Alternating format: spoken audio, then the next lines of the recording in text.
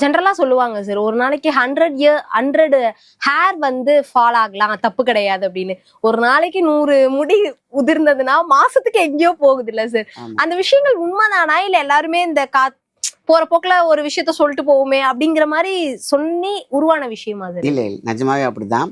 ஏன்னா அது வந்து நார்மலா பாத்தீங்கன்னா ஒரு இலையுதிர் காலம்னு சொல்லுவாங்க இல்லையா, அதே மாதிரி தான் இந்த ஹேர் ஃபாலும் கண்டிப்பா ஒரு ஸ்டேஜ், அதான் சொன்னேன் 20+ இல்லைன்னா 25+க்கு மேலேயே பார்த்தீங்கன்னாக்கா இந்த பல்லு விழுகிற மாதிரி தான். ஃபஸ்ட்டு பல்லு விழுகுது பார்த்தீங்களா, அந்த அதுமாதிரி உளுந்து முளைக்கிற மாதிரி எல்லா ஹேருமே உளுந்து முளைக்க தான் செய்யும்.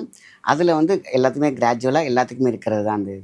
இப்போ ஹேர் ஃபால் அப்படிங்கிறது இவ்வளோ விஷயத்தினாலதான் இதெல்லாம் டிபெண்ட் பண்ணி தான் அது இருக்குன்னு சொல்லியிருந்தீங்க.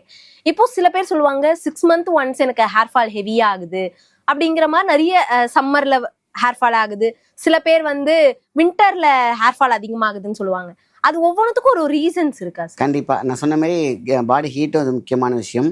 ரெண்டாவது ஸ்கேல்போடைய ப்ரீத்திங் லெவல் அப்படின்னு சொல்லுவாங்க. சில பேர் நீங்கள் வந்து பார்த்தீங்கன்னா குளிர் நீங்கள் எடுத்து போத்திக்கிறீங்க பார்த்தீங்களா, அதேமாரி தான் நம்ம தலையில் உள்ள முடிக்கு ஒரு ஸ்கேல் பார்த்தீங்கன்னா இந்த மாதிரியான கேப் இருக்கும். இப்போ துணி எடுத்துட்டிங்கனாலே பார்த்தீங்கன்னா காடா துணி எடுத்திங்கன்னா நல்லா அப்படி பார்த்தீங்கன்னா நல்லா வெளிச்சமாக தெரியும். இந்த மாதிரி பார்த்தீங்கன்னா கேப்பாக இருக்குது பார்த்தீங்கன்னா அந்த மாதிரி இருக்கும். அது ஆக்சிஜன் போகும். அதே மாதிரி உங்களுக்கு பார்த்தீங்கன்னா அதுக்கான இளநீர் சுரப்பிகள் அழகாக சுரக்க ஆரம்பிச்சிருக்கும். அதுக்கான போஷாக்கு கிடைக்கும், நல்லா வளரும்.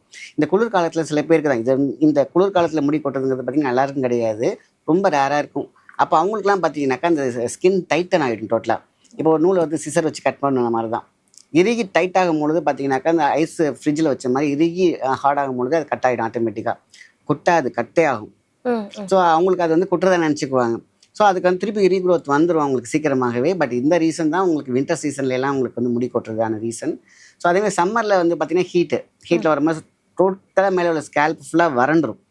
இவங்க என்ன பண்ணுவாங்கன்னா ஓவராக என்ன பண்ணுவாங்கன்னா இந்த ஒவ்வொரு செடிக்கெலாம் தண்ணி அதிகமாக ஊற்றினா அழுகிடும் பார்த்தீங்களா.